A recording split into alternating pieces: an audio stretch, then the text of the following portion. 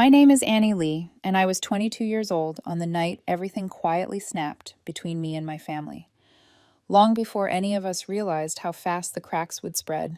All evening, people kept telling me the same thing. You should be proud, Annie. And I was. I had finally graduated. I'd finished my degree, somehow balanced school with running a small but profitable online business, and managed to stay afloat without relying on anyone. It had taken sleepless nights, sacrificed weekends, and saying no to invitations that everyone else my age accepted without thinking. My mom's backyard looked like something out of a magazine photo shoot. White folding chairs, blue tablecloths, strings of lights glowing over the trees, the kind of setup that made guests whisper, "Wow, they really went all out." I wanted this day to feel like a reward for me, not for the people who kept taking from me. Relatives I hadn't seen in years hugged me too long. Neighbors came with store-bought pies. Old classmates gave me that polite, familiar smile people use when they can't remember your name. Even my high school English teacher stopped by. And somewhere in all of it, I felt a warm flicker of pride.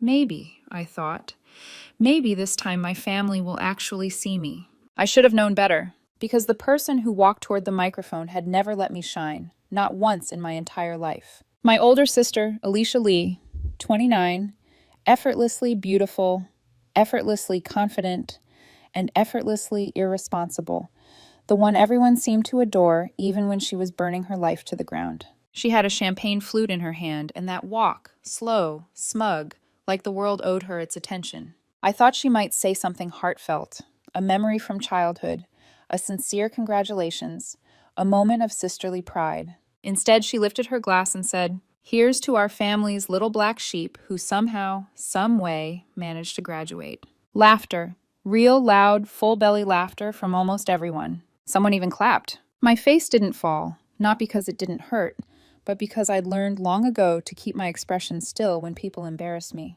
Especially Alicia. Especially in front of others.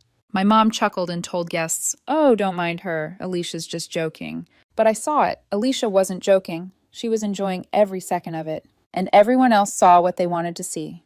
Two sisters messing around. Nothing serious. Nothing harmful. But she knew exactly what she was doing. Because for the past year, I had been quietly, steadily supporting her life. I'd been funneling money into her big dream startup, covering her half of a business loan we shared, paying the mortgage on the condo she lived in with her husband Ben, and giving her more second chances than any normal person would. While I worked double shifts, while I studied at night, while I said no to life to make mine work. And she still called me the black sheep. I cut the cake, I posed for photos, I opened gifts, I thanked everyone for coming. I smiled until my cheeks hurt. But inside, something slid into place like the final puzzle piece of a picture I should have understood years ago. Alicia didn't respect me, not as a sister, not as a person, not even as the wallet she used me for. That night, when the party ended, I sat alone in my tiny apartment with the string lights still half burnt in my backyard, replaying the moment again and again. And at around 1:43 a.m. I made a decision. Quiet, absolute, irreversible. I was done. 3 days later, at 8:12 a.m., my phone started buzzing. Call after call, message after message, all from Alicia. But by then, everything had already been set in motion. The shared business loan account? Frozen. The development team she was supposed to manage? Notified that I was pulling funding. My involvement in her startup? Over with no warning. She would wake up to learn that all the financial safety nets she'd counted on had vanished overnight. I ignored her first call, then her second, then her third. By the fourth, my voicemail icon lit up like a hazard signal. Her voice shook through the recording. "Annie, what did you do? Why is our account frozen? Why did the development team say the project is paused? Call me back. This is serious." I didn't call her back. If she wanted to know how serious things were, she could start by remembering how serious her public humiliation felt. A few minutes later, my mom called. She didn't even say hello. "Alicia's upset. You need to talk to her. She's been counting on this project. You can't just change your mind like this." Change my mind? As if I hadn't been forced into this partnership because my mom begged, because your sister needs help, because family sticks together, because you're the responsible one. I finally said it out loud. "I'm not financing someone who thinks humiliating me is funny." My mom sighed. "You know how your sister is. Don't take it so seriously. She didn't mean anything by it." Funny how excuses always flowed freely for Alicia, but never for me. When I didn't budge, her voice sharpened. You're punishing the whole family, Annie. This isn't just about her. There it was, the sentence that always revealed the truth. It wasn't about right or wrong. It wasn't about fairness. It was about me playing the role they depended on. The responsible daughter, the stable daughter, the daughter who paid for mistakes she didn't make. I hung up without another word. By noon, I was pulling into Alicia's condo parking lot. She opened the door with the frantic look of someone who'd been awake for hours, her hair poorly tied back, coffee stains on her sleeve. Her husband Ben sat on the couch surrounded by scattered papers, clearly trying to understand the sudden financial collapse. I didn't sit. I didn't smile. I didn't soften my voice. I'm done, Alicia. Starting next month, the mortgage is yours. I'm not paying another cent. She stared like she didn't understand the language I was speaking. It was a joke, she snapped. You're actually doing all this because of a joke? God, Annie, you're being petty. I finally said the words I'd never dared to say. We're not partners anymore. Not in business, not in finances. You figure it out. She folded her arms across her chest, smirking like she always did when she thought she'd win in the end. You'll regret this, she said softly. I turned and walked away. For the first time in my life, I didn't look back to check if she was crying or angry or hurt. I didn't care, but I was wrong to think it was over. Because the next time my parents invited me to dinner, they weren't planning a family meal. They were planning an ambush. If there's one thing I've learned about my family, it's this. They never call something an ambush. They call it just dinner. 3 days after I told Alicia I was done paying her mortgage, my mom texted me. Family dinner Wednesday. Everyone needs to be there. No excuses. No smiley face, no heart, no congrats again, honey. Just a demand dressed up as obligation. I stared at the message for a long time. I already knew what it really meant. They weren't over it. They weren't moving on. They were regrouping. Part of me wanted to ignore it, to let the storm rage without me. But another part of me, the part that was tired of being talked about instead of talked to, wanted to see exactly how far they'd go. So I went. My parents' dining room was lit like a stage when I walked in. The good plates, the special glasses, the roast chicken, garlic mash, gravy, vegetables, even my mom's famous garlic bread that could probably bring someone back from the dead. Alicia and Ben were already seated. She didn't look like someone whose life was falling apart. She had her hair done, nails fresh, makeup perfect.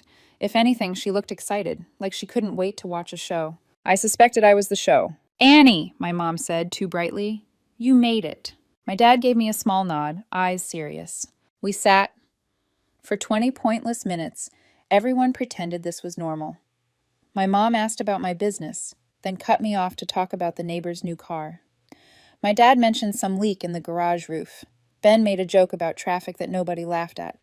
Alicia spent most of the time scrolling her phone under the table when she thought no one was looking. The air felt thick, like we were all breathing through cotton. Then my mom put her fork down. There it was. Families, she began, voice soft and rehearsed, shouldn't let small misunderstandings turn into big problems. Her eyes never left my face. My heart rate didn't spike, but it felt like my ribs tightened around it. I knew this script. I'd heard variations of it all my life. Whenever Alicia messed up and someone needed to mop up behind her. It was a joke, Annie, she went on. Sisters tease. You know that. Life is too short for grudges. Your sister has always been expressive. Expressive, Alicia repeated with a smug little smile. I opened my mouth to respond, but my dad did something no one at the table expected. He set his fork down with a deliberate clink. Alicia, he said, turning toward her, you humiliated your sister in front of our entire family, in front of her friends, at her graduation. His tone was calm, but colder than I'd ever heard. You're lucky. All she did was pull her money. The room went silent. Alicia blinked like she'd been slapped. My mom's eyes flew wide. Richard, my mom snapped. That's not fair. That's just how sisters are. Alicia was joking. Annie is the one taking this too far. There it was, the pivot, the familiar tilt of the world where I was always somehow the one who'd gone too far, simply by refusing to accept whatever they wanted from me. Alicia leaned back in her chair, confidence returning now that Mom had taken the lead. She didn't apologize. She didn't even look remotely sorry. She just sat there, arms folded, lips curled, like she already knew who'd be blamed in the end. I looked at my dad, half expecting him to back off, but he didn't. Jokes stop being jokes, he said quietly, when the only one laughing is the person doing the hurting. For a second, Alicia's eyes flashed with something like panic, but my mom shut it down immediately. Enough, she said. We're not here to attack Alicia. We're here because Annie made a drastic decision without thinking of how it affects everyone. Everyone, not Alicia, everyone. I pushed my plate away and stood. I'm not explaining myself again, I said. My voice didn't shake. I won't keep being the one who pays for her choices and gets blamed for her feelings. Annie, sit down, my mom ordered. I looked at my dad. His jaw was tight, but he didn't say anything else. Maybe this was as far as he was willing to go, naming the problem, but not stopping it. So I walked out. The silence I left behind felt heavier than all their words combined. I drove home with this tight, sharp calm in my chest. Not relief exactly. More like a door had finally shut, and I was on the side with air. I thought that dinner was their big move. I thought that was the worst they'd do. I was wrong. 3 days later, I came home from a morning meeting and saw a large white moving truck parked in front of my building. At first, I didn't think anything of it. People moved in and out of the complex all the time. But then I saw the handwriting. On a cardboard box being carried toward my building, in thick black marker, Alicia's kitchen. My stomach dropped. I walked faster. Alicia stood near the back of the truck, directing the movers like she'd done this 100 times, her hair in a high ponytail, sunglasses perched on her head. Ben was on the sidewalk with a clipboard, pretending to be helpful. "Hey," she called when she saw me. Perfect timing. I stopped at the bottom of the stairs. "What is this?" I asked. She grinned. "We're moving into your second bedroom. Mom said you'd understand. Just for a couple of weeks until things settle. See?" She waved at the movers. "She's here. Go on up." I stepped directly in front of the building entrance. "No," I said. One word clear, final. Alicia's smile faltered. "Come on, Annie. Don't be dramatic. We're family. You have space. We need somewhere to stay." "You have a condo," I replied. "A condo I've been paying for." "Had," she corrected, voice sharpening. "The bank's on our backs. The loan is frozen. The project's stalled. That's not my problem anymore." Out of the corner of my eye, I saw a car parked a little down the street. My mom was leaning against it, arms crossed, sunglasses on, watching everything. Like she'd come to supervise the operation. Ben tried a different angle. "Just temporary," he said. "A month or two. You're good with money. You'll barely notice." That sentence lodged under my ribcage like a splinter. I looked at the movers. "If you carry anything inside this building," I said, "it will all be moved right back out at Alicia's expense. You will not be paid for extra time, so I suggest you wait until she gives you a clear address." They froze, glancing between me and Alicia. No one wanted to be caught in the middle of a family war that involved unpaid labor. "Annie," my mom snapped as she finally walked up, "you are turning your back on blood, on your own sister. You're going to regret this?" "My only regret," I said quietly, "is letting it get this far." For a long moment, nobody moved. The only sound was the idling truck. Then Alicia exhaled sharply, like she couldn't believe this was happening. "Fine," she spat, turning to the movers. "Pack it back up." They started reloading the truck. My mom's eyes burned into my face the entire time. She didn't say another word, but her expression said enough. This wasn't over. That night at 11:04 p.m., my phone buzzed. "Alicia, you're going to regret this more than you think." I didn't respond. 2 days later, I woke up to a different kind of storm. My notifications were exploding. Likes, angry reacts, comments, tags. It took me a second to realize the source. Alicia's Facebook post. A long, carefully written story about how her cold, selfish younger sister had kicked her and her husband out of their home, refused to help when they were struggling, left family on the street because I'd gotten a taste of success. She left out the part about the startup I'd funded. She left out the loan I'd covered. She left out 14 months of mortgage payments from my account. But she didn't leave out my name. People I barely remembered from high school were commenting. Distant relatives, old neighbors, all chiming in with opinions. Money changes people. Family is forever. She'll regret turning her back on her sister. By noon, my mom had left 3 voicemails. None of them asked what happened. None of them questioned Alicia. They all said the same thing. "Take responsibility. Fix this. You're ruining the family's image, Annie." That was when something inside me went very still. If they wouldn't tell the truth, I would. Not publicly, not yet. But I wasn't going to let Alicia script my life and expect me to pay for the production. I texted her, "Meet me at your condo. Noon. Today." She replied almost instantly, "Oh, now you want to talk? Fine." When she walked into the condo's dining room, I was already there. On the table in front of me, I had laid out a neat stack of bank statements, loan documents, digital receipts, screenshots of transfers, every dollar I'd poured into her life, her home, and her dream. Her eyes flicked over the papers, then back to me. She tried to laugh. "What is this, Annie? An audit?" "No," I said, "options." I slid a printed draft across the table. It was a simple message addressed to friends and family, explaining the truth with attached proof. "Here's what's going to happen," I said. "You're going to delete the post, and you're going to post a correction, or I hit send and attach every document on this table to every person who shared your little story." Her smirk trembled. "You wouldn't." I held her gaze. "Try me." For the first time in a long time, Alicia looked small. The fake confidence slipped, and I watched the realization settle on her face. She wasn't just dealing with the baby sister she could push around anymore. She was dealing with someone who had receipts. That night, her post disappeared. No apology, no correction, just gone. You'd think that would be the end of it.